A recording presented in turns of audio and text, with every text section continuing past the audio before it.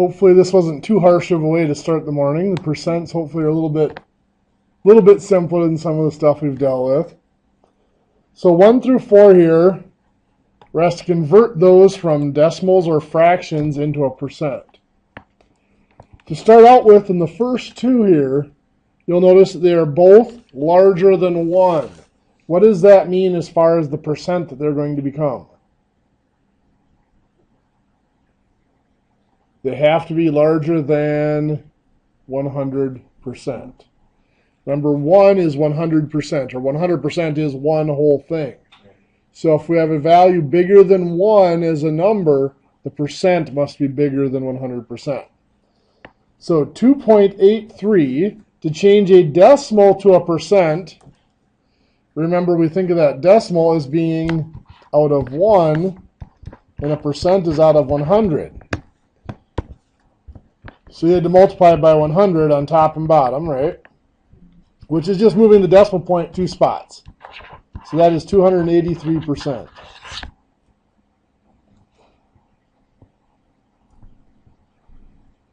The 1 5/16. Well, we didn't work a lot yesterday with mixed numbers with fractions. We did the mixed numbers with decimals converting to percents, but we didn't really look a lot at the mixed numbers with fractions. So I could do this, and I could cross multiply and divide 1 5/16 times 100 divided by 1. Or I could change the 1 5/16 to a decimal. That would be 1.3125. And then move it over 2 spots to make it 131.25%. Or, all full of options today, I could make it into an improper fraction. 1 times 16 is 16, plus 5 is 21/16.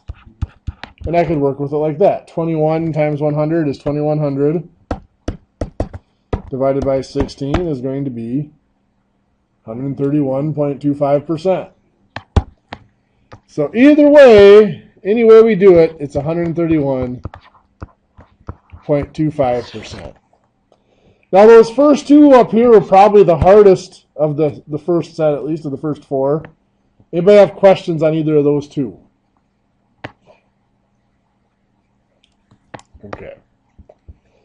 Now number 3 here is a decimal. And again, to turn a decimal into a percent, just like we did over here, you have to move the decimal point 2 spots. So 0.092 becomes 9.2%. 21/25. I mean, that's 21 out of 25, and I want to know what that's going to be out of 100. Cross multiply and divide. This is 84. So 84 out of 100 is 84%. Anybody have all 4 right on the first 4? Show of hands. A few of you? Any questions on those first 4 that you want me to go back over? I came up with the same answer for number 2, but I changed it to an improper fraction, and then I figured out what I needed to multiply 16 by to get 100. Okay. So you multiplied by 6 1/4, or 6.25? Yeah. Yep, that works. And so then I multiplied the 21 by that too to end up with the 131.25. Yep. What you did there is actually cross multiplying and dividing. It just looks a little different. Because what you did is you did 100 divided by 16 gave you that 6.25. Right. And then you multiplied by 6.25 up here. Well, that's just taking 100 times, or the 21 times 100 divided by 16, which is cross multiplying 21 times 100 divided by 16. That's actually where cross multiplying and dividing comes from. Oh. So that will work every time. So. Okay. Any other questions on those first 4? Okay, 5 through 8, we're converting to decimals. Now remember, a percent is out of 100, a decimal is out of 1. So we're actually dividing by 100. to get from a percent to a decimal. Dividing by 100 just moves the decimal point to the left 2 spots. So this becomes 0.074, or 0.074. 181 becomes what? 1.81, good. 38% becomes 0.38, and 0.62% becomes 0.0062. Good, it has to go 2 spots.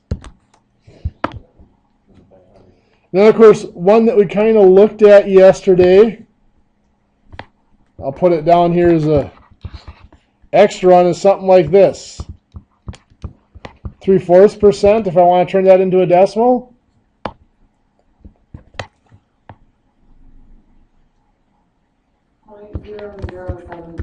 Good job.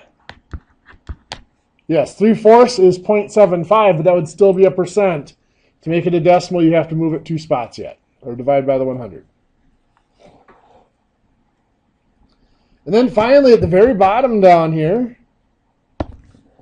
changing our percents into fractions. And a percent is always over what denominator? 100. So 355% is 355 over 100. What would you do from there? Okay, we could divide by 5. Some people would take the 100 out first and get 3 and 55 hundredths and then divide by 5. But you can divide by 5 right up front here. It'll work. What do you get? 71 over 20? And then we would have to take out, 20 out of 71 goes in there 3 times with 11 left over. So 3 and 11 20ths. I don't know why I'm trying to write so small today.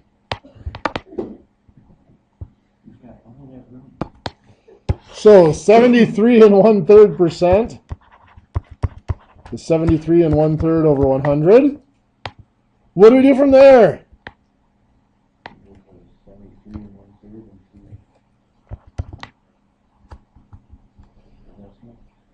We could try to convert 73 and 1/3 to a decimal, but it's going to be a repeating decimal, so it's going to get ugly. 73 and 1/3. There we go. We can turn it into an improper fraction. 73 times 3 is 219. Plus 1 is 220, so that's 220 over 3. Still over 100. Then what?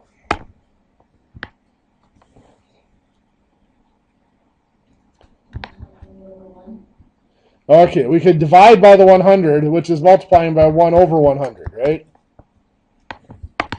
And then that means we can cross-cancel both 220 and 100 divided by 20. So that gives me 11 here and 5 here. 1 times 11 is 11. 3 times 5 is 15. So that is 11/15.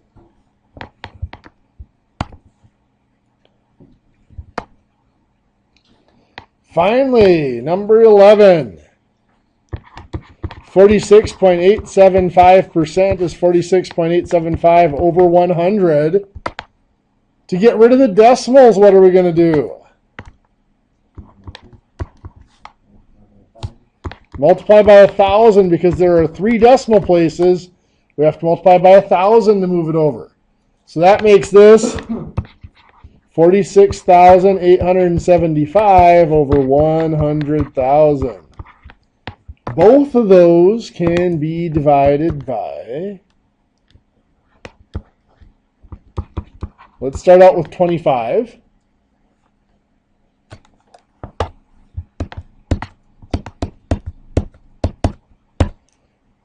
So 46,875 divided by 25 is 1875.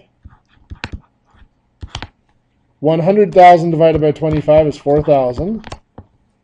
Both of those can still be divided by 5 or 25. 18,075 divided by, or 1,875 divided by 25 is 75. 4,000 divided by 25, 160. And both of those can still be divided by 5. 75 divided by 5 is 15. 160 divided by 5 is 32. So that is 15 30-seconds.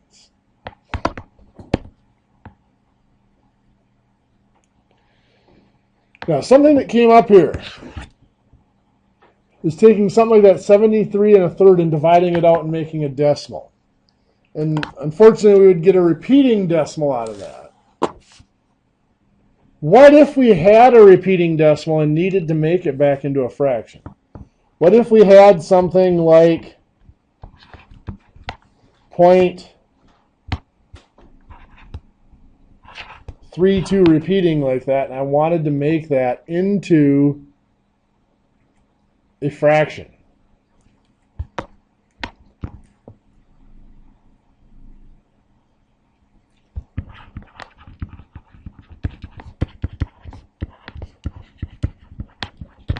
Every repeating decimal can be made into a fraction, by the way. Some of them are uglier than others, but they can all be made into fractions. So what we are going to do is we are going to let x equal our repeating decimal.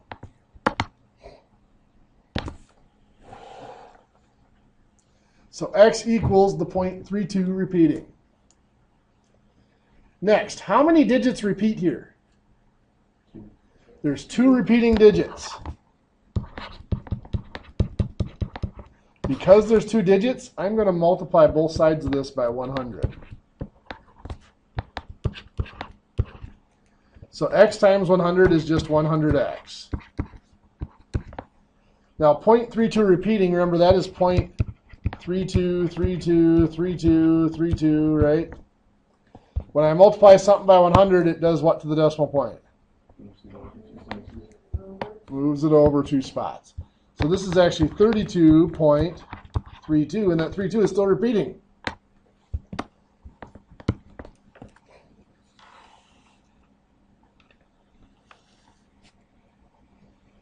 Well, right now, I can't do a whole lot with it unless I get rid of this repeating decimal part. The way I'm going to get rid of that repeating decimal part is right here. I am going to subtract 0.32 repeating. That cancels out that repeating decimal, leaves me with just the 32. On the other side, however, I don't want to subtract 0.32 repeating. But I have something equivalent to it that I can subtract. X. We said x equals 0.32, so I'm going to subtract x. What's 100x minus x? Remember, that's 100x minus 1x, right? So 100 minus 1 is 99. So that's 99x. And now I can solve for x by dividing by 99. X equals 32 over 99. So 32 over 99 is equal to 0.32 repeating.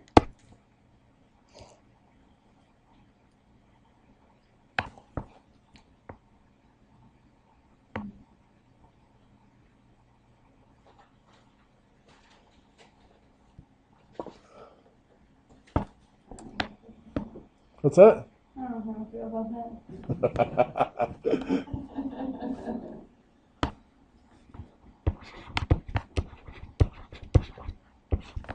Let's try 0.396 repeating. What am I going to start out with? Multiply by 1,000. Well, we first, you got the right idea there. We have to start out with letting x equal 0.396 repeating.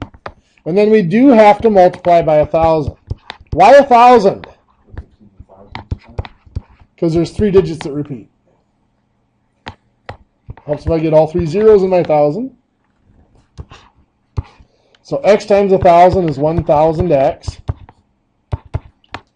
0.396 repeating times 1,000 is going to give us what? 396.15. Perfect. 396.396 repeating. Then what? Subtract the repeating 396. Subtract the 0.396 here. Gives us 396. What do we do on the left side? Subtract 1x, or x, right? So it's 999x. And then divide by 999. X equals, now both of these can be reduced by 3, by the way, which gives us 132 over 333, which can still be divided by 3, which is going to give us 44 over 111. So 0.396 repeating is 44 over 111. It could get ugly, yes.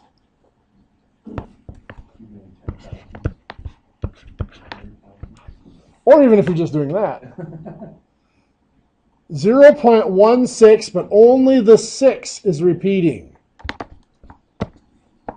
If I let x equal 0.16, where the 6 is repeating, notice all of these up here, I started out with just the repeating part after the decimal. So I have to do a similar thing here. I have to get it to where just the repeating part is after the decimal. So there's how many digits between the decimal point and where it starts to repeat? 1. 1. So I'm going to multiply by 10, which is 1 decimal place. So that gives me that 10x equals, that becomes 1.6 with the 6 repeating.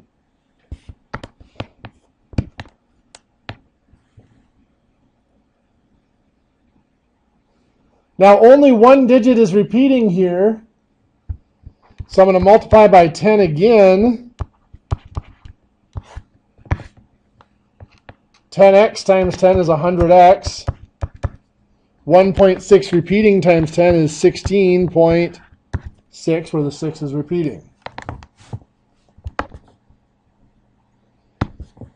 Now what I have to subtract down here, I need to get rid of the repeating part. I can't subtract this original one because that would be the 0.1 doesn't repeat. So what I'm going to subtract is this one. Subtract 1.6 where the 6 repeats. So the 6 repeating cancels out. 16 minus 1 is 15. I'm subtracting over here the 10x.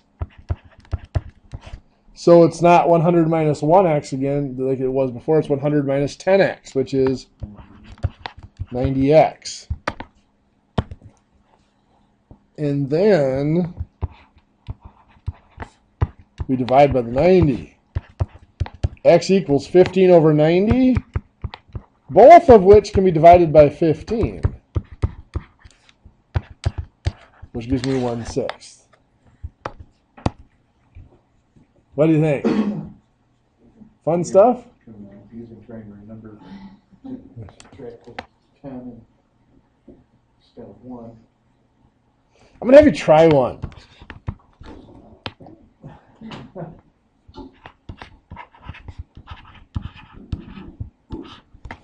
Try to convert that into a fraction for me.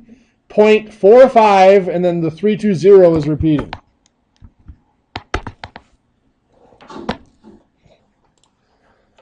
Let's see if you're heading in the right direction. So step 1, of course, is x equals 0.45, 320 repeating. Then what? Y multiplied by 100. So you have to move it 2 spots here. You are correct. So 100x equals 45 point, and then the 320 is repeating. Now what? Careful. We have to multiply one more time.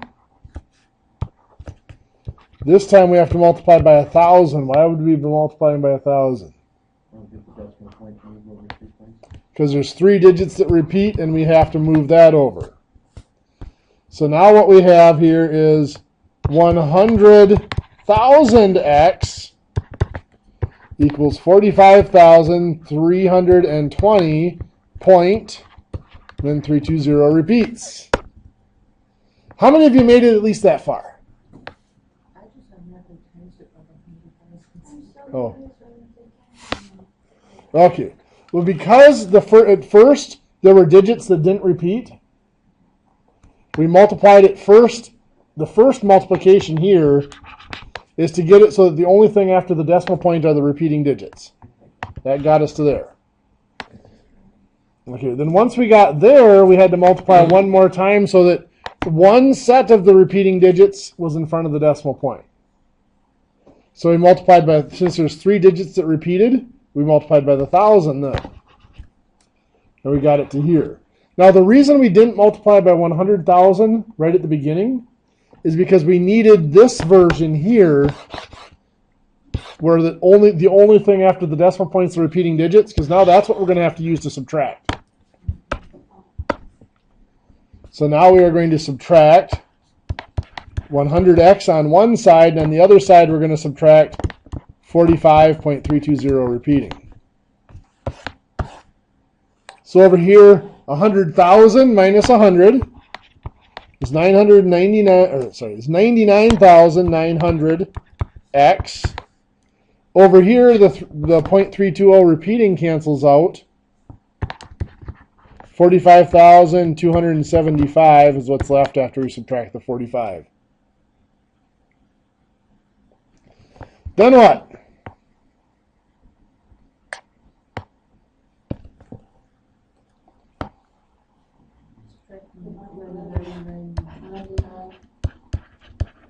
You got it. We're going to divide by the 99,900. X equals, these can be reduced by 25. 45,275 divided by 25 is 1,811. 99,900 divided by 25 is 3996. Can those be divided by anything interesting? I don't think so. Try your fraction calculator. Just enter the 1,811 over 3996 and see if it reduces it. But I don't think it will.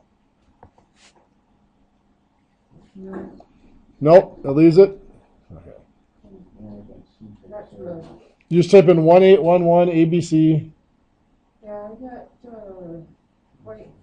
0.453220. Oh, you hit divide. You hit divide. Could I just do 1811 and then hit the ABC key? That's what I did. Did you? 8 ones, yeah. And it wouldn't leave it as a fraction? No, it put it to a decimal. Okay. 4320. Okay. So then it can't be reduced. And what it's saying is there's probably too many digits in the numerator. I think that calculator limits to 3 digits in the numerator and 4 in the denominator. So there's probably too many digits there for it to express. So we'll just go with it can't be reduced. I would never do that to you on a test or a quiz, by the way. That one's a tough problem. That one is pretty ugly. Okay, so anyway, we left off, that was kind of a side note, but we left off yesterday. Well, we'd gone the other way from the fraction into a repeating decimal, so I wanted to show you going the other direction. We left off yesterday talking about percents. And as I had mentioned, percents are part of our ratios and proportions. And ratio and proportion is the single most powerful topic in math. So that puts percents up there as well as being a very powerful topic. In fact, percents are probably one of the most used topics in math, one of the most used pieces of ratio and proportion. We looked at converting yesterday, so today I want to start out with just from very simple percent problems like find 32% of 65. in these basic problem, in any percent problem, I always want to start with the percent. So I have 32%. I'm going to write that as 32 over 100. Now the other half of this proportion is also a ratio. So there's two other numbers in this problem that we need to find. One of those numbers is going to relate to the 32. It's going to represent the same thing as the 32. That is the portion that we are interested in.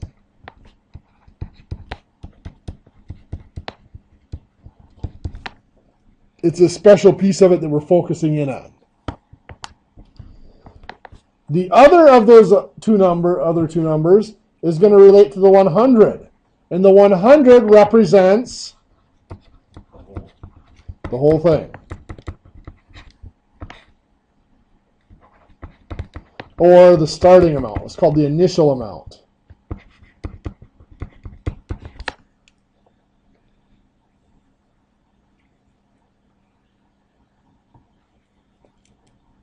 And that 100 is actually a percent in itself. It's 100%, or the whole amount.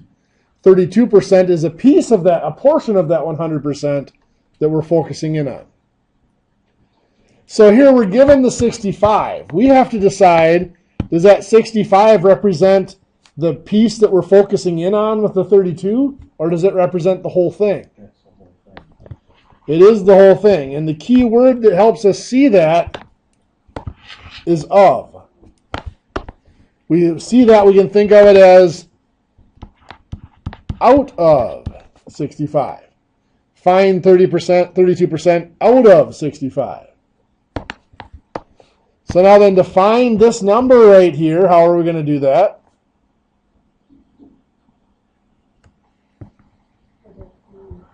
We're going to cross multiply. 32 times 65, which is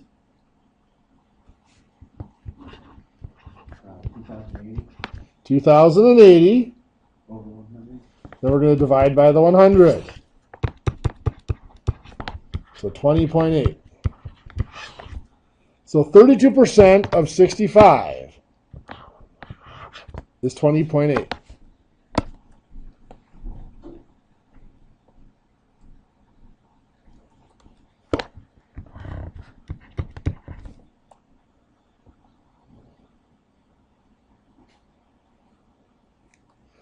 We might say blank is 71% of 320. Where do we start?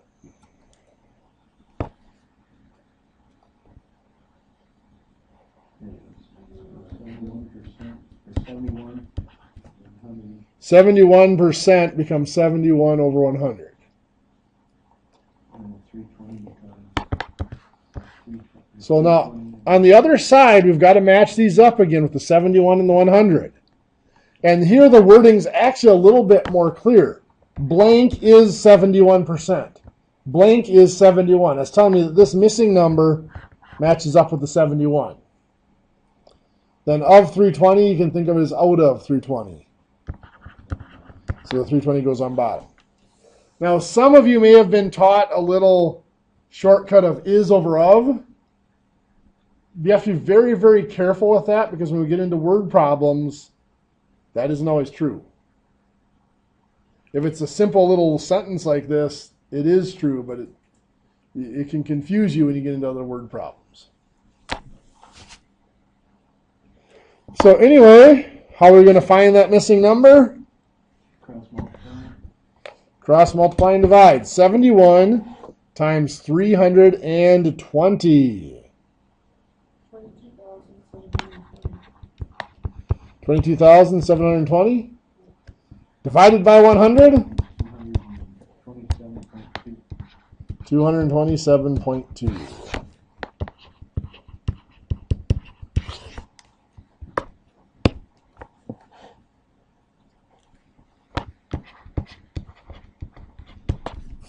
%, of 35 is blank. Still starting with the percent. This one's worded very differently, but we're still going to start with the percent. 43% is 43 out of 100. On the other side, we have the blank and we have the 35. Which one goes on top with the 43? The blank. Very good. If we cover up part of the problem, let's cover up the of 35. This says 43% is blank. So that's implying the blank matches up with that. If we cover up the blank here, the is blank, 43%, you would read that as out of 35. So the 35 goes on bottom. So now we have 43 times 35, which is 1505, divided by 100, 15.05. Any questions so far?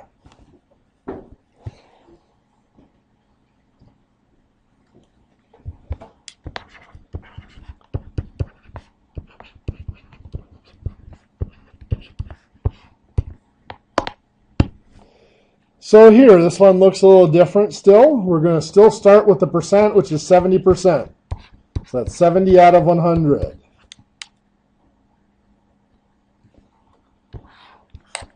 On the other side, the 28, does it go on top or bottom? Top. 28 is 70%. Goes on top. Out of blank implies that missing number's on bottom. Now you'll notice here, compared to up here, the numbers are in a different location. The missing number's down here instead of on top. But the process for calculating is still cross, multiply, and divide. The two numbers that are diagonal are in different spots. We're going to cross multiply this way now, but it's still cross multiply and divide. 100 times 28 is 2800, and divided by 70, which is 40. 28 is 70% of 40.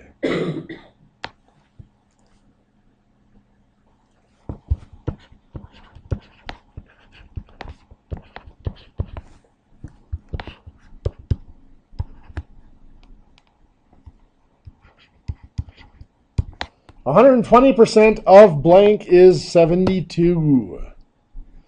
We start out with the 120%, which is 120 over 100. We have the blank and the 72. Where does the 72 go? Top or bottom? It does go on top. Now, the missing number down here, what can we say about that as compared to the 72? Bigger or smaller? Bigger. It better be smaller. In all of our problems, this bottom number's been bigger, but why does it have to be smaller here? Oh, because of the 120%. Over 100%. Over 100%. So this number has to be bigger than that base number. So yes, we're going to cross multiply. 100 times 720 is 7,200. Divided by 120 is 60. 120% of 60 is 72.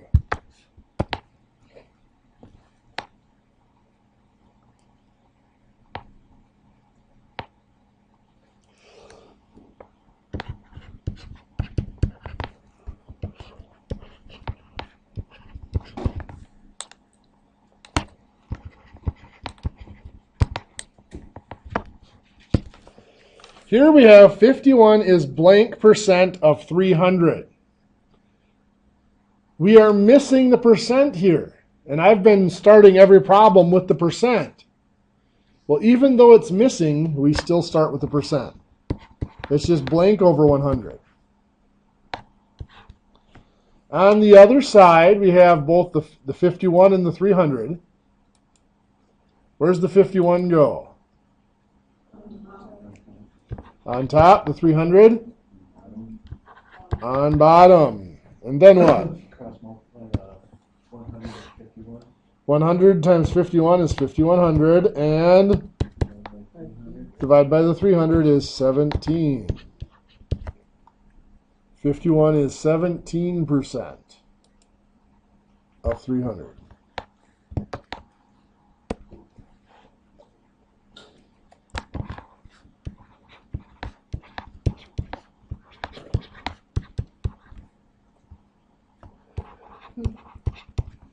Blank percent of 90 is 54. Where do I start?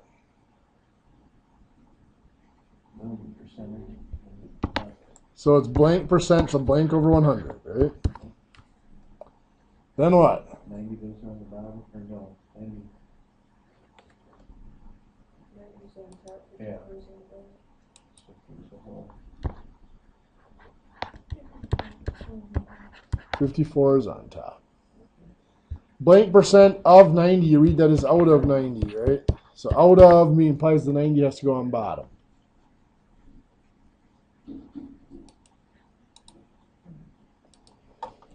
So now, we cross multiply 100 times 54 divided by 90. 100 times 54 is 5400. Divided by 90 is 60. That is 60%. So what we just did there is called the proportion method.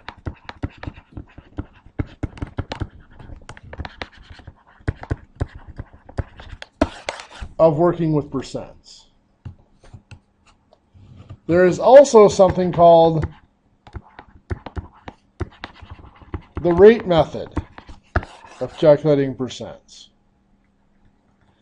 I like the proportion method for most things because it's more straightforward.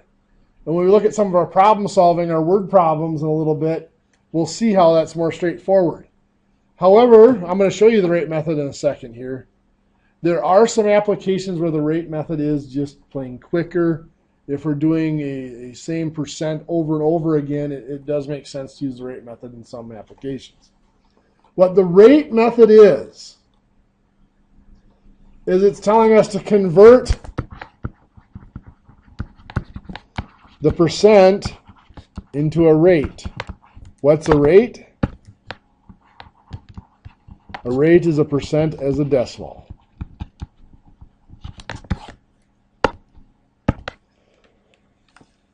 So for this problem here, we would convert 32% to 0.32.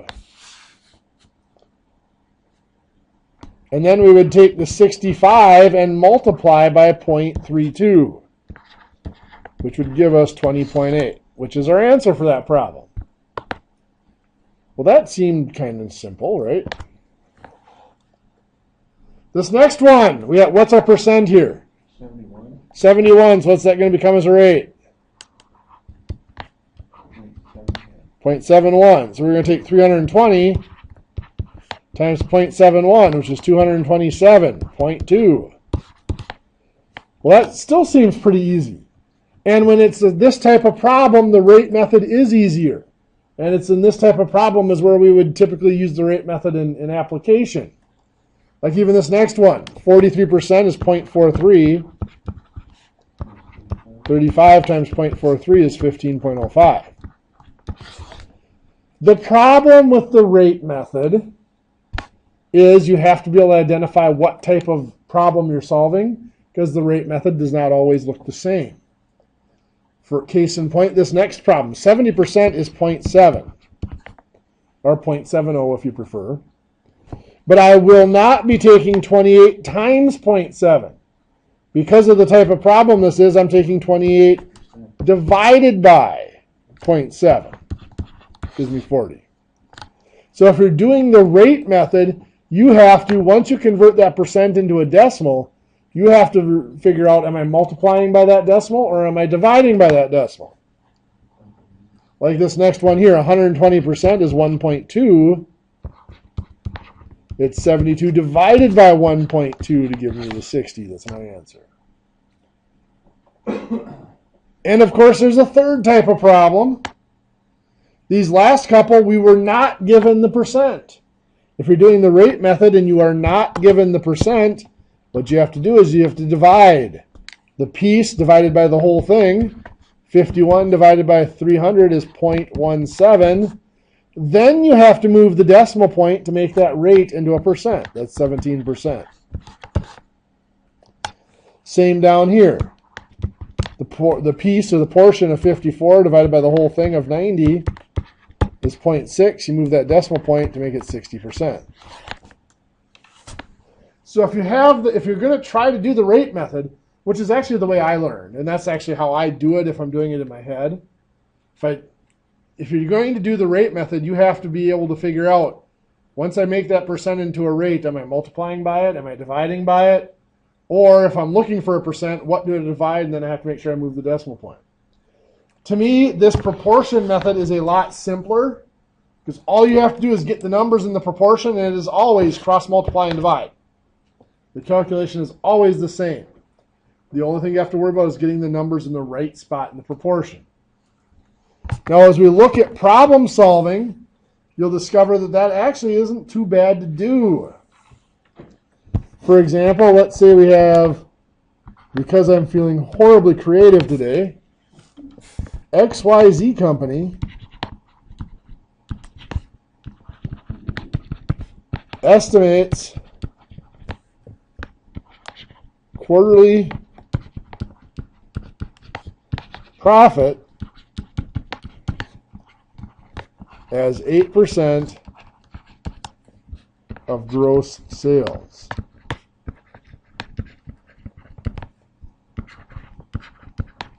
What were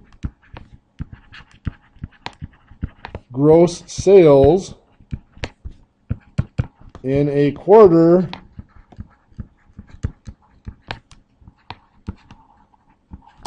where profit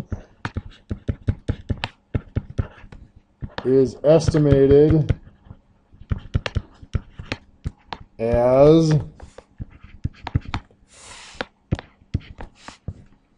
$432,000.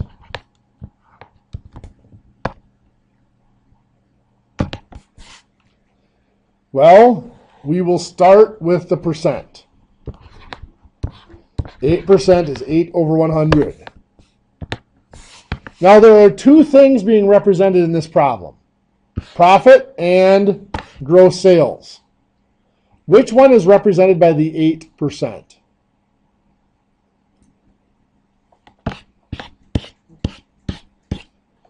The profit is 8% of the gross sales, right? So that means the 8% is the profit. The gross sales is the whole thing. So the 100% represents the gross sales.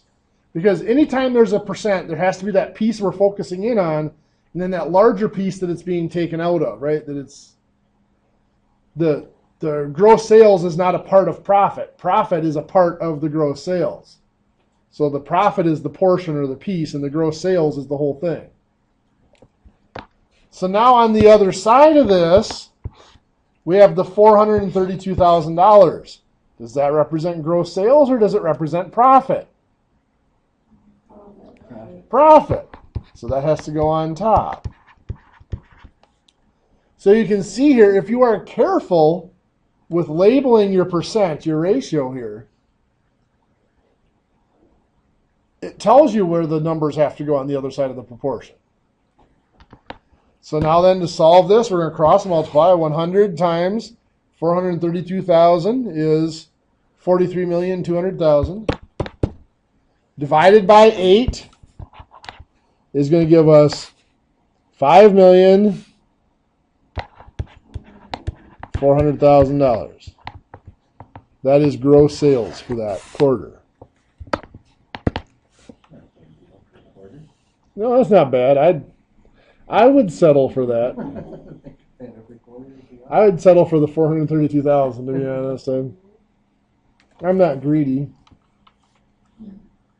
Hey, we're talking hypothetical, so Yeah. well, live it up. True. The IRS is going to come and take most of it either way. So anyway, let's look at a similar problem. Let's say that Pam pays 32% in taxes.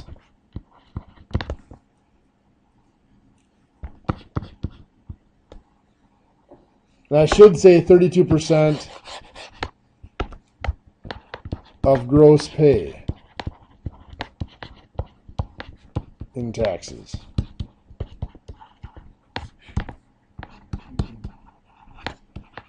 How much does Pam take home in a week where her gross pay is $1,800?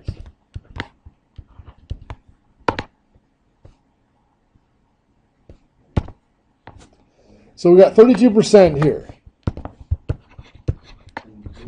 So 32 over 100. Well, what does the 32 represent? That represents taxes, right? The 100 represents gross pay. So on the other side, do we know what the taxes are? No. Well, 32%, but do we know the dollar amount, the other part of it? No. We know the gross pay is the $1,800, though. That goes here. So now let's go ahead and cross multiply and divide. 32 times 1,800 divided by 100, which is going to be, what, 567? 576? Okay, thank you.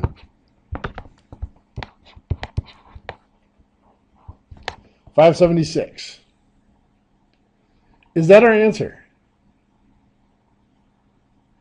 No, that's the taxes taken out. That's the taxes. We were asked for what she takes home. Can I find that from what I have here? Yes, I can. So 1,800 minus 576 is $1,224. That's a week, yes. Hey, what does she do? She works for that company that makes $5 million. She lives in Austin. She lives in Austin, Texas. That's a very poor income for there. Seriously, around here, that looks like a large paycheck, and it would be for around here. But if you lived in like Los Angeles or New York, that you'd be struggling. Yeah, that's $90,000 a year, which would be a struggle in a lot of those areas. I know my brother. I know it sounds horrible, doesn't it? Yeah. Both my brothers worked for Boeing out in Washington. Yep. And they said once they retired, there was no way they'd be able to afford to live in Seattle, in that area. They would have to move. A very good friend of mine moved to Denver, and he said once he can't afford to leave Denver while he's working because he's got a mortgage and his car loan and stuff because everything's so much more expensive. There's no way he could leave the area and still, make the payments he needs to. Right. But he said once he retires, he has to leave the area to afford to live. That's what my brother said. He would have to leave. But the big thing here that you see is the proportion helps us sort out that what we found here was the taxes, not the take-home pay. So that proportion helps us with those problems. In fact, it can help us with similar problems like this.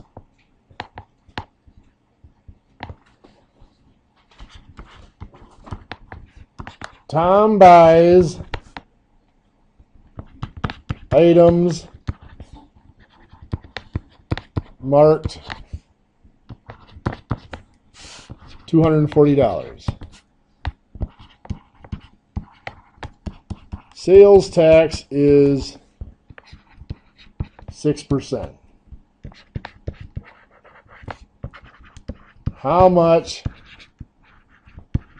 does Tom pay total?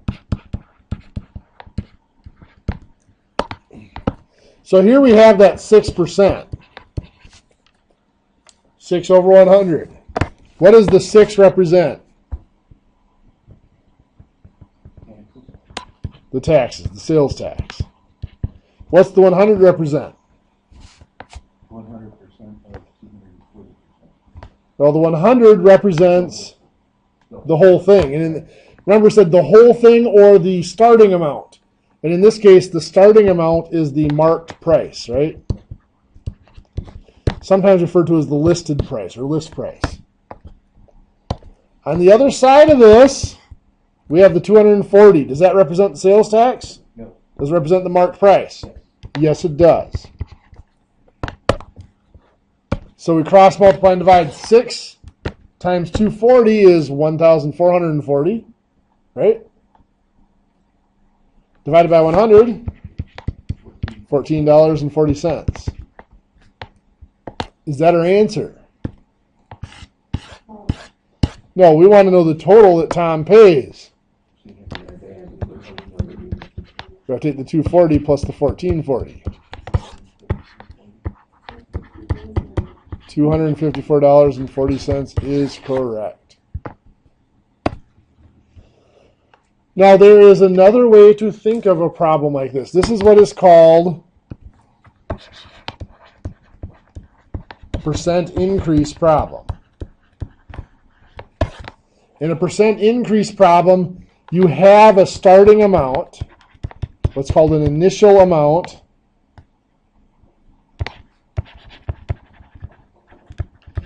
and you are adding to it some sort of an increase to get an ending amount or a final amount.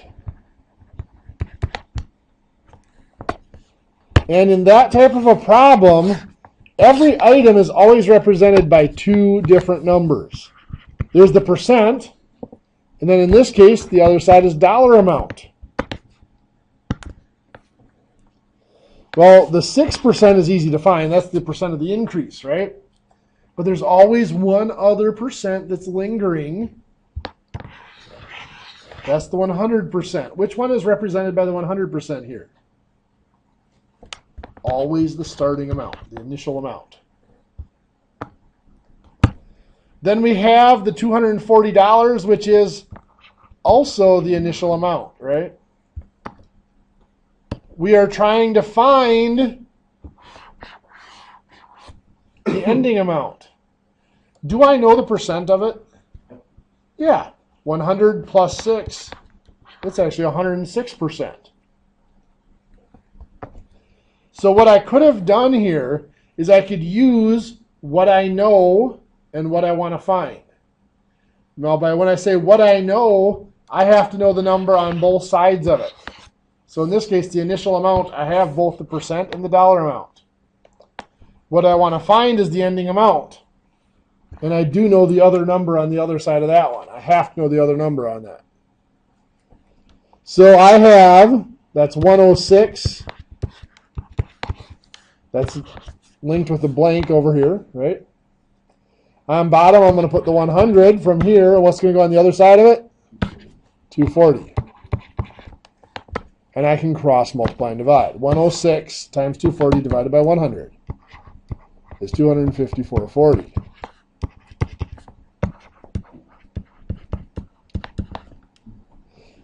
Reality, I can actually just, if I cross out that middle row because I'm missing that other number, I could actually just cross multiply and divide right inside this. I could do 106 times 240 divided by 100 right inside that little table if I wanted to. Now, in the way this problem was worded, it's probably just as easy to do this and add on the 1440. But we will run into problems that are worded differently. That one, can you just do 240 times 0.06? That's what I did. Got the 14.40 Yep. and added it to the 240. Yep, you did the rate method. The Yep. other way is just too much. I'm sure it won't work all the time, but it worked that time. Yeah, it usually will work. So after a 12% surcharge,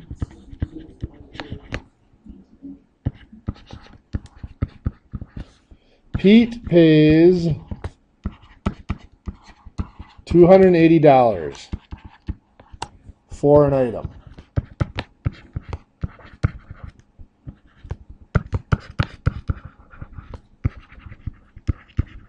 How much was the surcharge? Now look at this. How many of you would take 12% and find 12% of 280? I see some sheepish hands. Probably more of you would raise your hand, but you know there's something got to be coming if I'm asking, right? The problem is the 12%, what is the basis of that 12% here? The 12% is always either the whole thing or the starting amount. Is the 280 the starting amount? No, it's the final one. That's the after, right? So the 12% does not come out of the 280. The 280 is after the 12% has been added in. So if we look at this again, we have an initial amount. We have some sort of an increase. And we have a final amount, or an ending amount. Now I'm going to put the percents on one side and the other numbers on the other side. Again, it's dollar amounts this time. The 12% is easy to find. That's the increase on the percent side. Where does the 280 go? And the final amendment point. It's on the dollar side and it's the final amount. Do we know anything else? When it comes to percents, we always know 100% is the initial amount, which means the final amount is what? 112. You got it. 100 plus 12, or 112. What are we looking for? Obviously, there's two things missing. Which one are we looking for? The initial cost of Looking for the surcharge, which is the amount of the increase, right? In fact, if you wanted to, you could have actually put those where instead of initial amount and increase and final amount, you could have put, list price plus surcharge. What the words you put in here don't matter as long as you know what they mean. Okay? Now I got it so you can't read anything that I wrote there, but that's okay. So anyway, we don't need this top row. That's missing that number, and it's not the one we're looking for anyway. The two rows we always keep are the row where we know both numbers and the row that has the number we're looking for. So let's cross multiply and divide right in here. 12 times 280 divided by 112 is 30 bucks. You got it. So the surcharge is $30.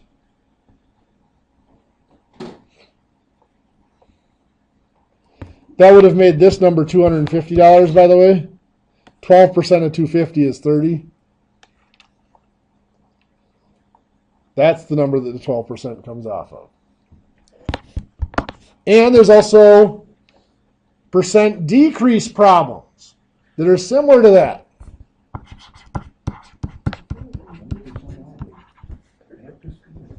After a 25% discount,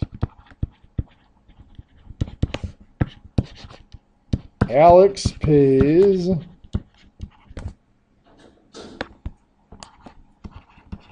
$336 for an item.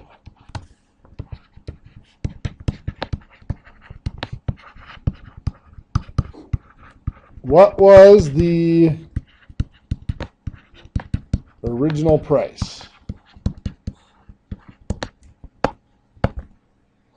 So we've got the original price or the initial amount.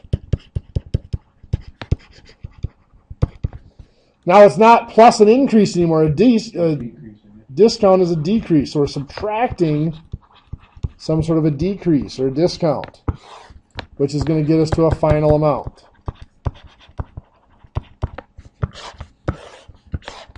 And we still have percents, and this one happens to be dollars. It's not always dollars on the right side, but most of the examples end up being dollars. What do we know here? Okay, on the dollar side, 336 is the final amount. What else do we know? Okay, on the percent side, 25 is the decrease and 100% is the initial. Very good. Is that 125? Say no. Why not? That would be 75. There we go. Subtract. Perfect. We are subtracting a decrease. So we do have to subtract the percents this time. 100 minus 25 is 75%.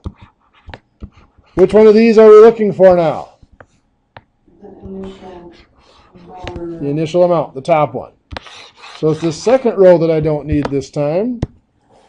So we have 100 times 336 is 33,600.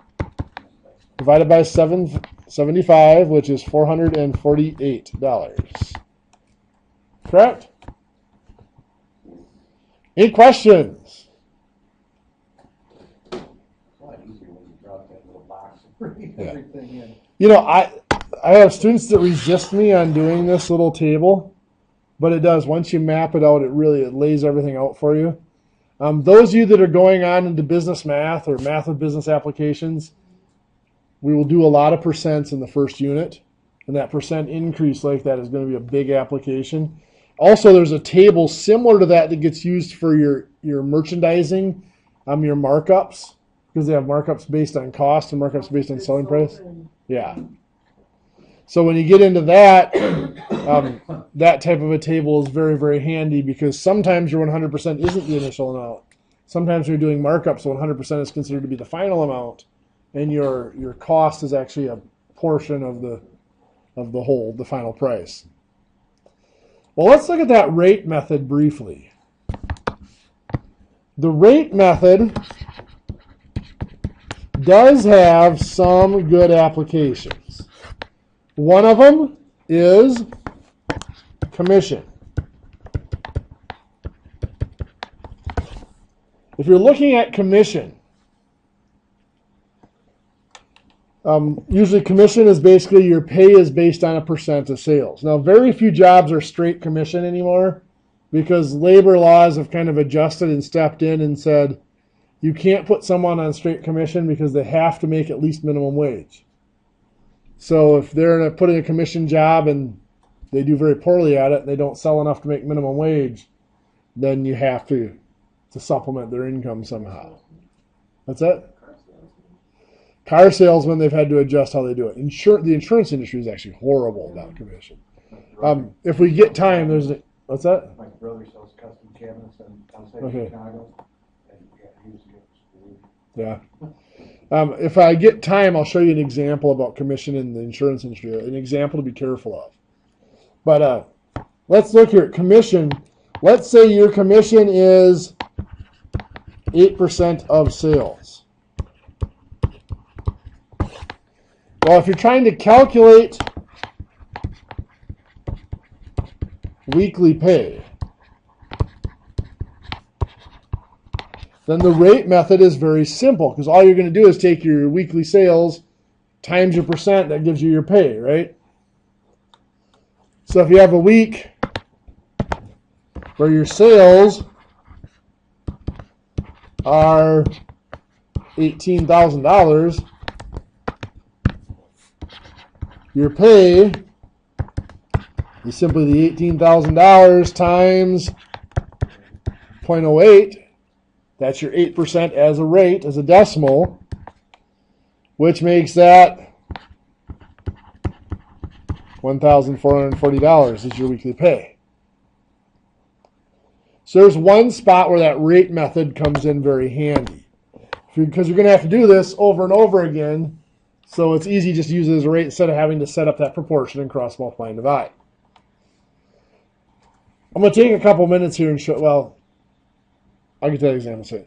Now, I said something about the whole minimum wage thing coming up. Most places now use a wage plus or a salary plus. So, yes, you had a minimum wage, and then if you went above a certain amount, you got an incentive or a commission. For a couple of our managers, they have the wage plus thing, but Sure. they still have to work the 40 plus Yep. hours, so it's like, yeah, you can have it. Yep. Wage plus is a little tricky, but we're going to do that. The salary plus is actually pretty simple. They might say you're going to get $400 per week plus a percentage of your sales. Usually the percentage is much lower, though, because you're getting that base pay. So for wage plus, a lot of times what they're doing is they're going to give you minimum wage. Let's say they're going to give you, what is it? Is it still $7.25? Or $7.20 or something like that? Let's say they're going to give you $7.25 per hour plus 3% of sales. So if you have a week where your sales are $14,000 and you work 38 hours, I'm going to make that come out a little neater. I'm going to do 36 hours. Your pay then is 36 hours times the $7.25, right? Your wage.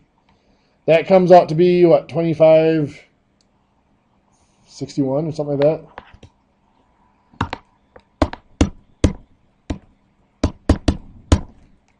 $2.61, okay. $2.61 is what that comes out to be for your base wage. Then your commission is your $14,000 times 0.03, which is $420 in commission, right?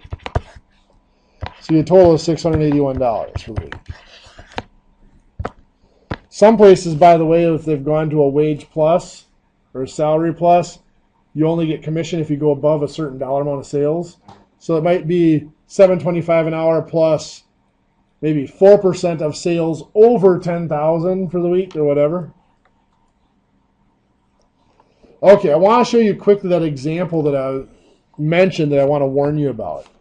This was huge in the insurance industry in the 90s. They've cracked down on it a little bit, but it is still out there. Let's say they're going to give you a 12% commission.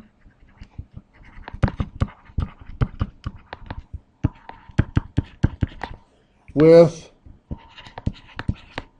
$800 per week guaranteed draw. Now, a lot of people looked at this type of situation and said, $800 per week guaranteed. Well, that's $41,000 a year. $41,600 a year. That's not bad. I'll go for that. But let me show you what happened. Let's say in week 1, your sales were $4,000. Your commission,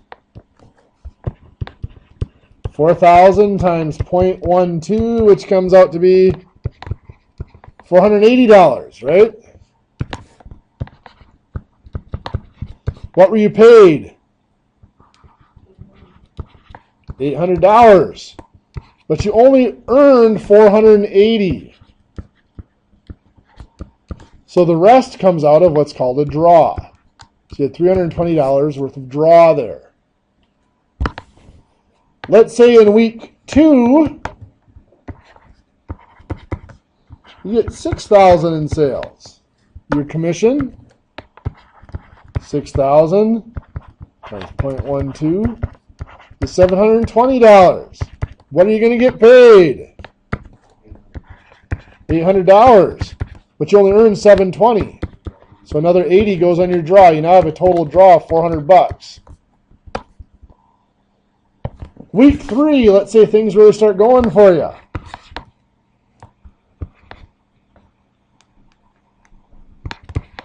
Let's say you do $9,000 in sales.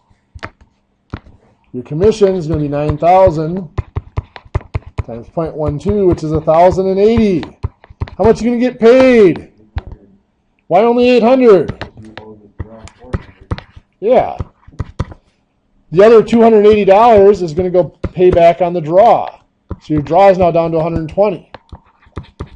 Well, in this scenario, it's not a bad deal. You had that draw for a couple of weeks, and then you started paying it back.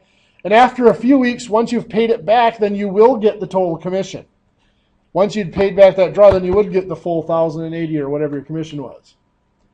The problem with this is it meets the requirement. You are getting at least your minimum wage. But let's say you suck at sales. And this happened. You know, people got into insurance sales. They struggled at first. The companies kept telling them, keep with it. You know, everybody struggles at first. Give it a while. Well, 4, 5, 6 months down the road, they were still struggling. They wanted to leave, but they owed like $10,000 or $12,000 on that draw. And guess what happens if you want to leave? You have to pay it back. One of my favorite applications of rates, and we will look at a lot of this in our business math, is simple interest. Simple interest is just that. It is the simplest way we can calculate interest. What it is interest is only calculated at the end of a term or when there's some sort of an action or change on an account. The dollar amount of interest is equal to the principal times the rate times the time. Principal is your starting amount. Rate is your percent as a decimal. Time is always in years. That's because your percent is given as an annual percentage. So let's say you invest $4,000 at 8% simple interest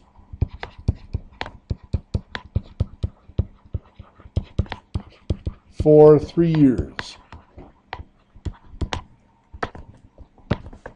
How much are you going to have at the end of the 3 years?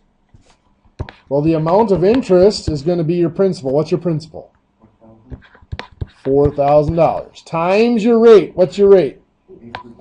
8% as a rate is 0.08. Perfect. And your time is 3 years. So what's that? $960 is your interest? So that means you have 4,000 plus 960, or $4,960 at the end of those 3 years. Now, simple interest is generally not used for 3 years. Simple interest is generally used for more short term. Anything over 6 months is usually not simple interest. So let's say you borrow. This used to happen to me a lot. When I ran my construction company, you'd be working on a job you haven't finished, so you haven't got paid from a customer, but you still got to make payroll for your employees. You go and you get a short-term loan. So you might borrow from the bank. I might borrow $6,000 at 9% for 3 months. Well, the interest principal is 6,000. Interest, or the rate, 9% is 0.09 as a rate. 3 months, we said time was always in years, so that's just 3/12 of a year. So if we multiply that all out, we get what? The $14.40.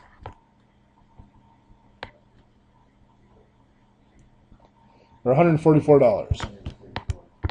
$144 is my interest.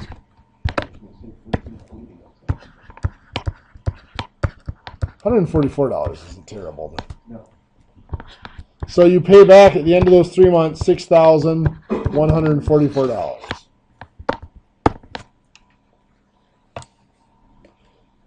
Well, what happens with longer term things?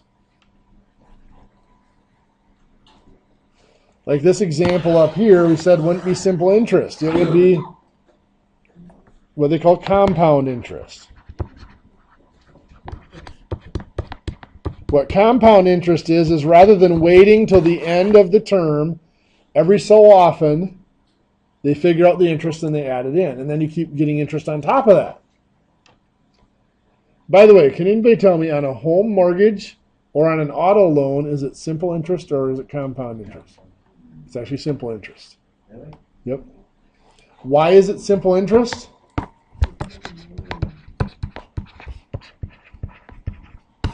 On an auto loan or a home mortgage, either one. Remember I said interest is figured out at the end of the period or anytime there is an action on the loan. What is expected to happen on an auto loan or a home loan every month? Yes, you make your payment. So your interest is figured in every time you make a payment. If you really want to make your banking, and a lot of banks actually now won't let you do this anymore, but some banks will let you pay ahead on your loan. Make like 6 loan payments at once. Well, then what will happen is that money sits there for 6 months and they won't calculate any interest on it until you make your next payment. Now, you might make your next payment and the interest might be more than the payment. So the balance actually goes up after you make your payment. But still, it drives them nuts to see that money sitting there and not calculating interest on it until... I used to do that with my vehicle. I would go in and make about 2 payments at a time. Sure. I used to do a lot of textbook writing up until about 2 years ago. And every time I got a textbook check, I would go in and I would make 4 or 5 months worth of car payments. So at one point, well, I think even still now, my next car payment isn't due till July of 2018. So it just drives my bank nuts. Sometimes if I got a big check, I'd make a year's worth of car payments at once. And then I wouldn't make any payments for 5-6 months. And I'd get that little nasty message after 3 months. Please make a payment on your loan. Because it actually saves you a lot of interest by paying ahead like that too. Okay, it is our break time, so let's take our break and let's come back at 10:30. And I want to talk just briefly about compound interest, and then we will do a review for our test coming up on Thursday.